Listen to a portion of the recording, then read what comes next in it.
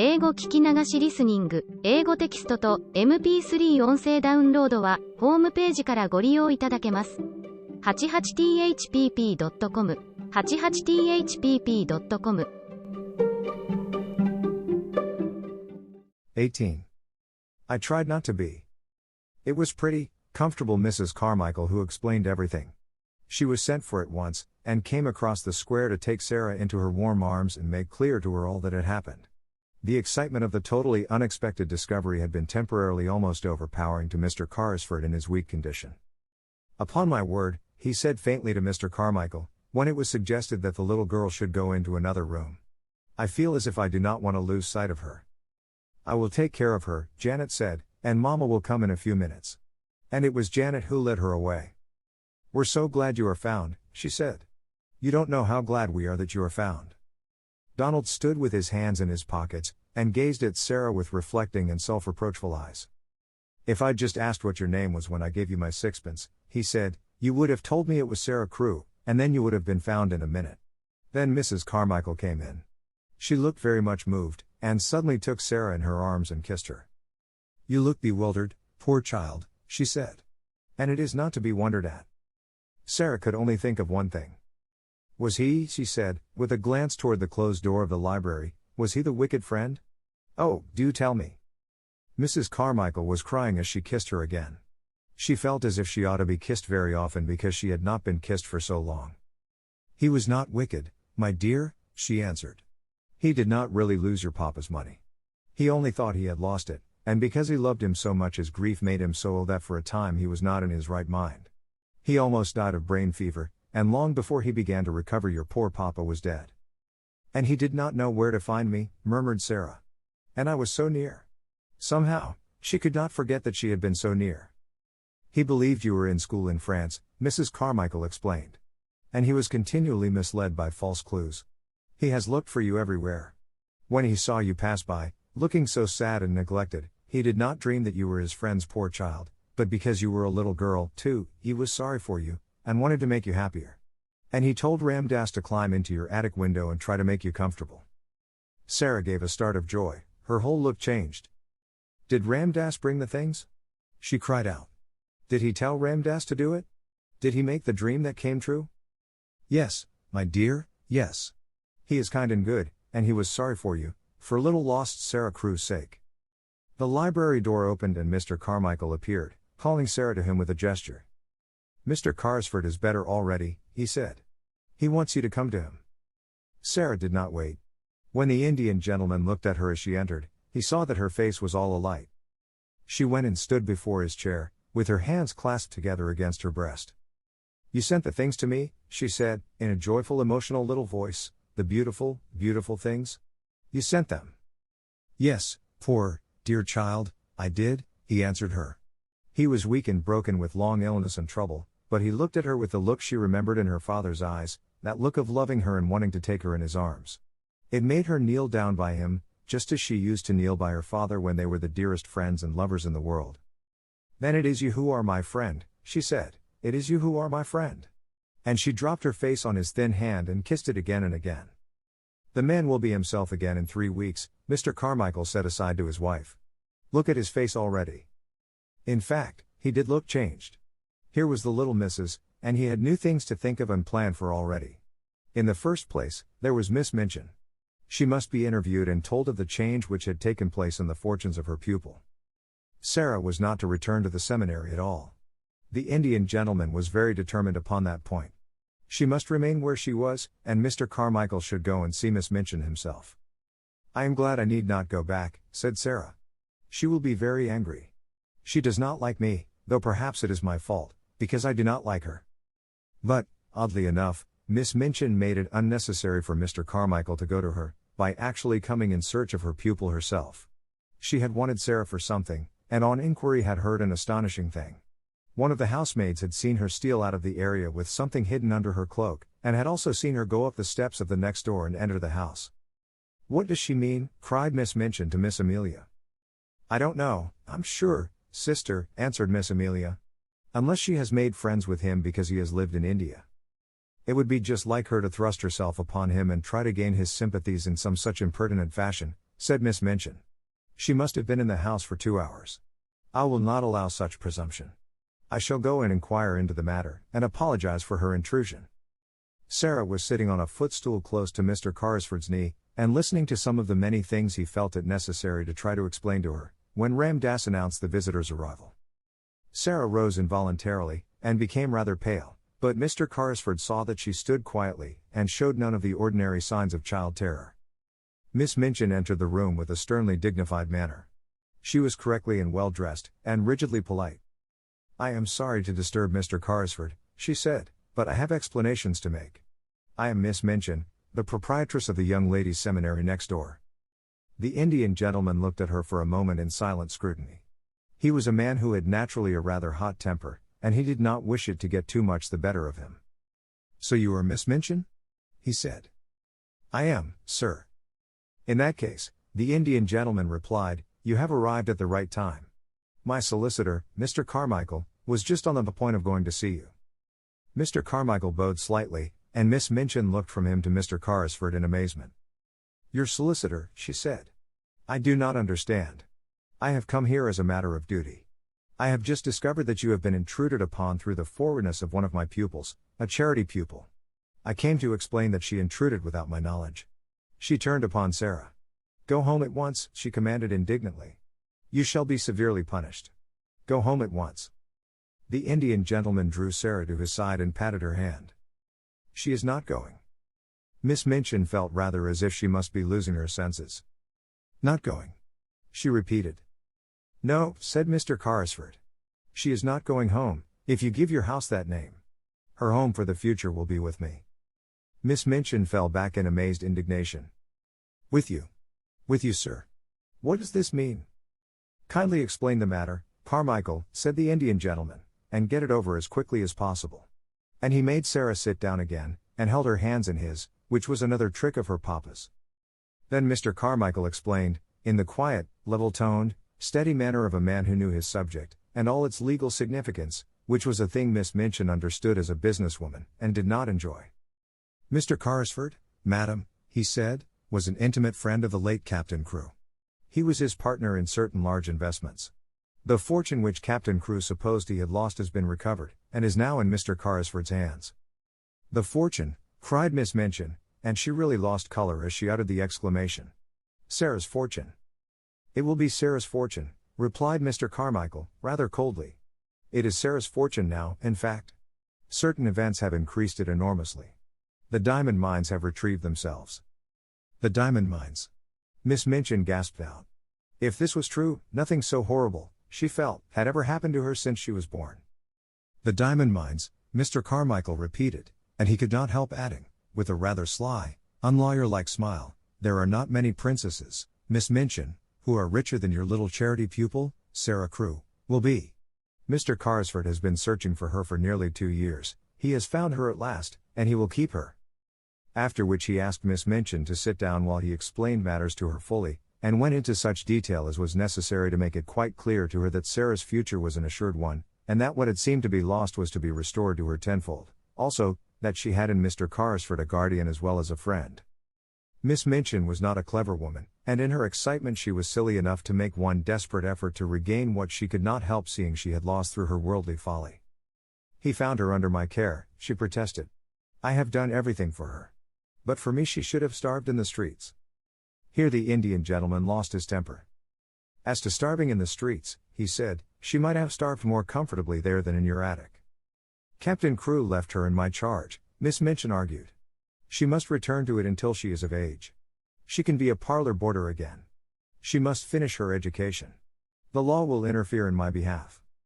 Come, Miss Minchin," Mr. Carmichael interposed, "the law will do nothing of the sort. If Sarah herself wishes to return to you, I dare say Mr. Carrisford might not refuse to allow it. But that rests with Sarah." "Then," said Miss Minchin, "I appeal to Sarah. I have not spoiled you, perhaps," she said awkwardly to the little girl, "but you know that your papa was pleased with your progress. And, I have always been fond of you." Sarah's green-gray eyes fixed themselves on her with the quiet, clear look Miss Minchin particularly disliked. "Have you, Miss Minchin?" she said. "I did not know that." Miss Minchin reddened and drew herself up. You ought to have known it, said she, but children, unfortunately, never know what is best for them. Amelia and I always said you were the cleverest child in the school. Will you not do your duty to your poor papa and come home with me? Sarah took a step toward her and stood still. She was thinking of the day when she had been told that she belonged to nobody, and was in danger of being turned into the street. She was thinking of the cold, hungry hours she had spent alone with Emily and Melchizedek in the attic. She looked Miss Minchin steadily in the face. You know why I will not go home with you, Miss Minchin, she said. You know quite well. A hot flush showed itself on Miss Minchin's hard, angry face. You will never see your companions again, she began. I will see that Ermengarde and Lottie are kept away. Mr. Carmichael stopped her with polite firmness. Excuse me, he said, she will see anyone she wishes to see. The parents of Miss Crewe's fellow pupils are not likely to refuse her invitations to visit her at her guardian's house. Mr. Carrisford will attend to that. It must be confessed that even Miss Minchin flinched. This was worse than the eccentric bachelor uncle who might have a peppery temper and be easily offended at the treatment of his niece.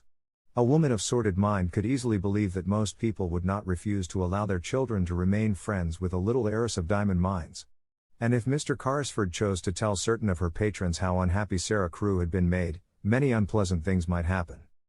You have not undertaken an easy charge, she said to the Indian gentleman, as she turned to leave the room. You will discover that very soon. The child is neither truthful nor grateful.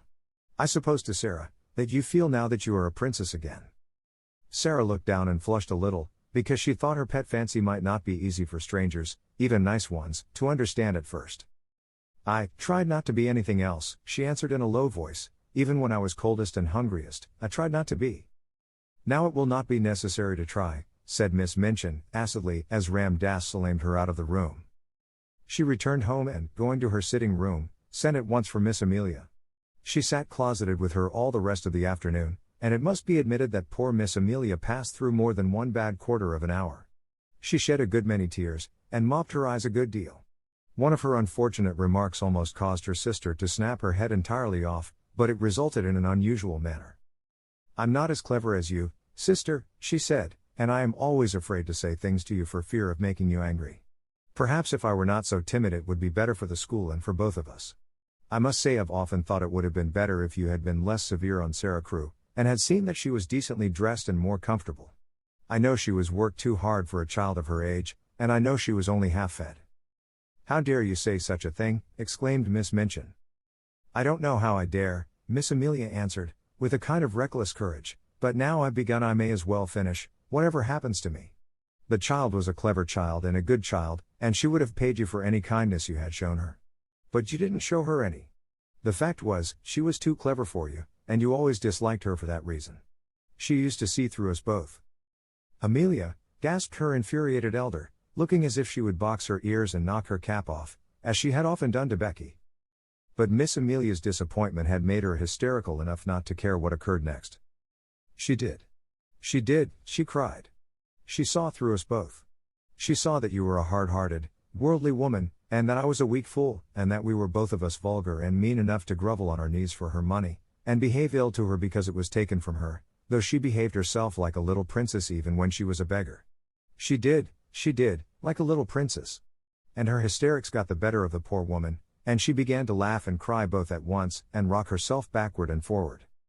And now you've lost her, she cried wildly, and some other school will get her and her money, and if she were like any other child she'd tell how she's been treated, and all our pupils would be taken away and we should be ruined. And it serves us right, but it serves you right more than it does me, for you're a hard woman, Maria Minchin, you're a hard, selfish, worldly woman. And she was in danger of making so much noise with her hysterical chokes and gurgles that her sister was obliged to go to her and apply salts and sal volatile to quiet her, instead of pouring forth her indignation and her audacity. And from that time forward, it may be mentioned, the elder Miss Minchin actually began to stand a little in awe of a sister who, while she looked so foolish, was evidently not quite so foolish as she looked, and might, consequently, break out and speak truths people did not want to hear. That evening, when the pupils were gathered together before the fire in the schoolroom, as was their custom before going to bed, Ermengarde came in with a letter in her hand and a queer expression on her round face. It was queer because, while it was an expression of delighted excitement, it was combined with such amazement as seemed to belong to a kind of shock just received. "What is the matter?" cried 2 or 3 voices at once. Is it anything to do with the row that has been going on? Said Lavinia, eagerly. There has been such a row in Miss Minchin's room. Miss Amelia has had something like hysterics and has had to go to bed. Ermengarde answered them slowly as if she were half stunned. I have just had this letter from Sarah, she said, holding it out to let them see what a long letter it was. From Sarah. Every voice joined in the exclamation. Where is she? Almost shrieked Jessie. Next door, said Ermengarde, with the Indian gentleman. Where? Where? Has she been sent away? Does Miss Minchin know? Was the row about that? Why did she write? Tell us. Tell us. There was a perfect babel, and Lottie began to cry plaintively. Ermengarde answered them slowly as if she were half plunged out into what, at the moment, seemed the most important and self-explaining thing. There were diamond mines, she said stoutly, there were. Open mouths and open eyes confronted her. They were real, she hurried on. It was all a mistake about them. Something happened for a time, and Mr. Carrisford thought they were ruined. Who is Mr. Carrisford? Shouted Jessie. The Indian gentleman. And Captain Crewe thought so, too, and he died. And Mr. Carrisford had brain fever and ran away, and he almost died. And he did not know where Sarah was. And it turned out that there were millions and millions of diamonds in the mines, and half of them belonged to Sarah, and they belonged to her when she was living in the attic with no one but Melchizedek for a friend, and the cook ordering her about. And Mr. Carrisford found her this afternoon, and he has got her in his home, and she will never come back, and she will be more a princess than she ever was, 150,000 times more. And I am going to see her tomorrow afternoon. There. Even Miss Minchin herself could scarcely have controlled the uproar after this, and though she heard the noise, she did not try. She was not in the mood to face anything more than she was facing in her room, while Miss Amelia was weeping in bed. She knew that the news had penetrated the walls in some mysterious manner, and that every servant and every child would go to bed talking about it. So until almost midnight the entire seminary, realizing somehow that all rules were laid aside, crowded round Ermengarde in the schoolroom and heard read and reread the letter containing a story which was quite as wonderful as any Sarah herself had ever invented, and which had the amazing charm of having happened to Sarah herself and the mystic Indian gentleman in the very next house. Becky, who had heard it also, managed to creep upstairs earlier than usual. She wanted to get away from people and go and look at the little magic room once more. She did not know what would happen to it. It was not likely that it would be left to Miss Minchin. It would be taken away, and the attic would be bare and empty again. Glad as she was for Sarah's sake, she went up the last flight of stairs with a lump in her throat and tears blurring her sight. There would be no fire tonight, and no rosy lamp, no supper, and no princess sitting in the glow reading or telling stories, no princess. She choked down a sob as she pushed the attic door open, and then she broke into a low cry. The lamp was flushing the room, the fire was blazing, the supper was waiting, and Ramdas was standing smiling into her startled face. Missy Sahib remembered, he said. She told the Sahib all. She wished you to know the good fortune which has befallen her. Behold a letter on the tray. She has written. She did not wish that you should go to sleep unhappy. The Sahib commands you to come to him tomorrow. You are to be the attendant of Missy Sahib. Tonight I take these things back over the roof. And having said this with a beaming face, he made a little salaam and slipped through the skylight with an agile silentness of movement which showed Becky how easily he had done it before. 19. Anne. Never had such joy reigned in the nursery of the large family. Never had they dreamed of such delights as resulted from an intimate acquaintance with the little girl who was not a beggar. The mere fact of her sufferings and adventures made her a priceless possession. Everybody wanted to be told over and over again the things which had happened to her. When one was sitting by a warm fire in a big, glowing room, it was quite delightful to hear how cold it could be in an attic. It must be admitted that the attic was rather delighted in, and that its coldness and bareness quite sank into insignificance when Melchizedek was remembered, and one heard about the sparrows and things one could see if one climbed on the table and stuck one's head and shoulders out of the skylight. Of course the thing loved best was the story of the banquet and the dream which was true. Sarah told it for the first time the day after she had been found. Several members of the large family came to take tea with her, and as they sat or curled up on the hearthrug she told the story in her own way, and the Indian gentleman listened and watched her. When she had finished she looked up at him and put her hand on his knee. "That is my part," she said. "Now won't you tell your part of it, Uncle Tom?" He had asked her to call him always Uncle Tom. "I don't know your part yet, and it must be beautiful." So he told them how, when he sat alone, ill and dull and irritable, Ram Dass had tried to distract him by describing the passers-by, and there was one child who passed oftener than anyone else. He had begun to be interested in her, partly perhaps because he was thinking a great deal of a little girl, and partly because Ram Dass had been able to relate the incident of his visit to the attic in chase of the monkey. He had described its cheerless look, and the bearing of the child, who seemed as if she was not of the class of those who were treated as drudges and servants. Bit by bit, Ram Dass had made discoveries concerning the wretchedness of her life. He had found out how easy a matter it was to climb across the few yards of roof to the skylight, and this fact had been the beginning of all that followed. "Sahib," he had said one day, "I could cross the slates and make the child a fire when she is out on some errand. When she returned, wet and cold, to find it blazing, she would think a magician had done it." The idea had been so fanciful that Mr. Carrisford's sad face had lighted with a smile, and Ram Dass had been so filled with rapture that he had enlarged upon it and explained to his master how simple it would be to accomplish numbers of other things. He had shown a childlike pleasure and invention, and the preparations for the carrying out of the plan had filled many a day with interest which would otherwise have dragged wearily. On the night of the frustrated banquet, Ram Dass had kept watch, all his packages being in readiness in the attic which was his own, and the person who was to help him had waited with him, as interested as himself in the odd adventure. Ram Dass had been lying flat upon the slates, looking in at the skylight, when the banquet had come to its disastrous conclusion. He had been sure of the profoundness of Sarah's wearied sleep, and then, with a dark lantern, he had crept into the room, while his companion remained outside and handed the things to him. When Sarah had stirred ever so faintly, Ram Dass had closed the lantern slide and lain flat upon the floor. These and many other exciting things the children found out by asking 1,000 questions. "I am so glad," Sarah said. "I am so glad it was you who were my friend. There never were such friends as these two became. Somehow, they seemed to suit each other in a wonderful way." The Indian gentleman had never had a companion he liked quite as much as he liked Sarah. In a month's time he was, as Mr. Carmichael had prophesied he would be, a new man. He was always amused and interested, and he began to find an actual pleasure in the possession of the wealth he had imagined that he loathed the burden of. There were so many charming things to plan for Sarah. There was a little joke between them that he was a magician, and it was one of his pleasures to invent things to surprise her. She found beautiful new flowers growing in her room, whimsical little gifts tucked under pillows, and once, as they sat together in the evening, they heard the scratch of a heavy paw on the door, and when Sarah went to find out what it was, there stood a great dog, a splendid Russian boarhound, with a grand silver and gold collar bearing an inscription. "I am Boris," it read, "I serve the Princess Sarah." There was nothing the Indian gentleman loved more than the recollection of the little princess in rags and tatters. The afternoons in which the large family, or Ermengarde and Lottie, gathered to rejoice together were very delightful. But the hours when Sarah and the Indian gentleman sat alone and read or talked had a special charm of their own. During their passing many interesting things occurred. One evening, Mr. Carrisford, looking up from his book, noticed that his companion had not stirred for some time, but sat gazing into the fire. "What are you supposing, Sarah?" he asked. Sarah looked up, with a bright color on her cheek. "I was supposing," she said, "I was remembering that hungry day and a child I saw."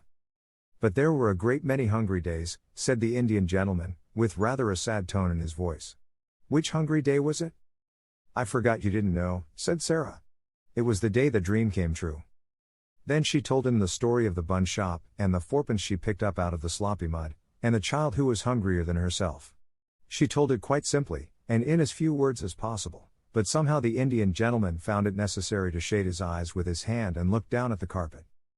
"And I was supposing a kind of plan," she said, when she had finished. "I was thinking I should like to do something." "What was it?" said Mr. Carrisford, in a low tone.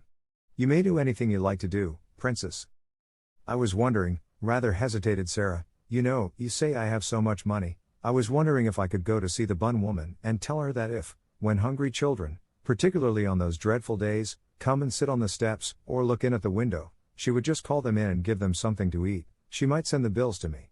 Could I do that?" "You shall do it tomorrow morning," said the Indian gentleman. "Thank you," said Sarah.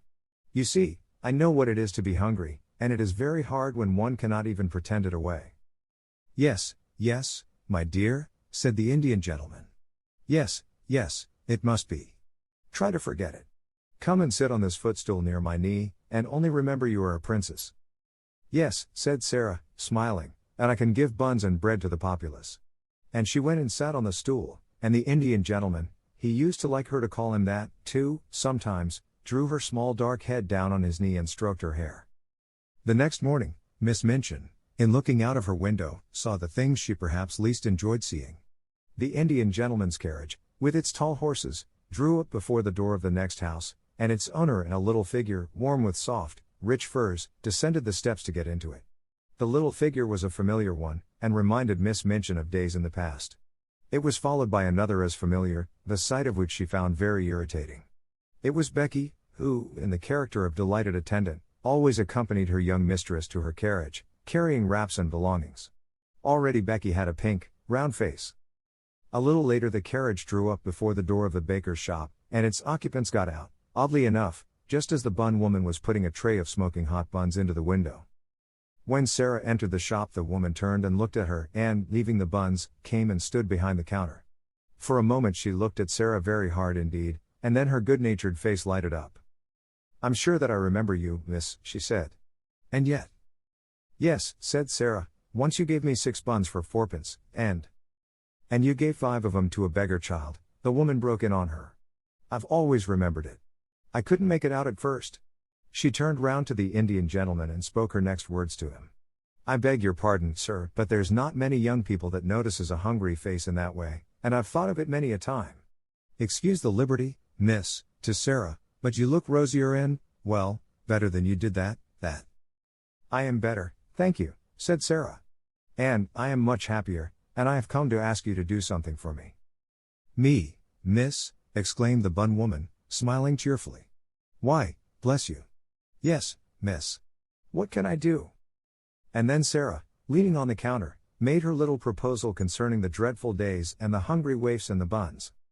The woman watched her, and listened with an astonished face. "Why, bless me," she said again when she had heard it all, "it'll be a pleasure to me to do it. I am a working woman myself, and cannot afford to do much on my own account, and there's sights of trouble on every side, but, if you'll excuse me, I'm bound to say I've given away many a bit of bread since that wet afternoon, just along a thinking of you, and how wet and cold you was, and how hungry you looked, and yet you gave away your hot buns as if you was a princess." The Indian gentleman smiled involuntarily at this, and Sarah smiled a little, too, remembering what she had said to herself when she put the buns down on the ravenous child's ragged lap. "She looked so hungry," she said. "She was even hungrier than I was." "She was starving," said the woman. "Many's the time she's told me of it since, how she sat there in the wet, and felt as if a wolf was tearing at her poor young insides." "Oh, have you seen her since then?" exclaimed Sarah. "Do you know where she is?" "Yes, I do," answered the woman, smiling more good-naturedly than ever. "Why, she's in that there back room, miss, and has been for a month, and a decent, well-meanin' girl she's goin' to turn out, and such a help to me in the shop and in the kitchen as you'd scarce believe, knowin' how she's lived." She stepped to the door of the little back parlor and spoke, and the next minute a girl came out and followed her behind the counter. And actually it was the beggar child, clean and neatly clothed, and looking as if she had not been hungry for a long time. She looked shy, but she had a nice face, now that she was no longer a savage, and the wild look had gone from her eyes. She knew Sarah in an instant, and stood and looked at her as if she could never look enough. "You see," said the woman, "I told her to come when she was hungry, and when she'd come I'd give her odd jobs to do, and I found she was willing, and somehow I got to like her, and the end of it was, I've given her a place in a home, and she helps me, and behaves well, and is as thankful as a girl can be. Her name's Anne. She has no other." The children stood and looked at each other for a few minutes, and then Sarah took her hand out of her muff and held it out across the counter, and Anne took it, and they looked straight into each other's eyes. "I am so glad," Sarah said. "And I have just thought of something. Perhaps Mrs. Brown will let you be the one to give the buns and bread to the children. Perhaps you would like to do it because you know what it is to be hungry, too." "Yes, miss," said the girl. And, somehow, Sarah felt as if she understood her, though she said so little, and only stood still and looked after her as she went out of the shop with the Indian gentleman, and they got into the carriage and drove away. 英語聞き流しリスニング、英語テキストと MP3 ダウンロード、その他の物語は、ホームページからお聞きいただけます。88thpp.com 88thpp.com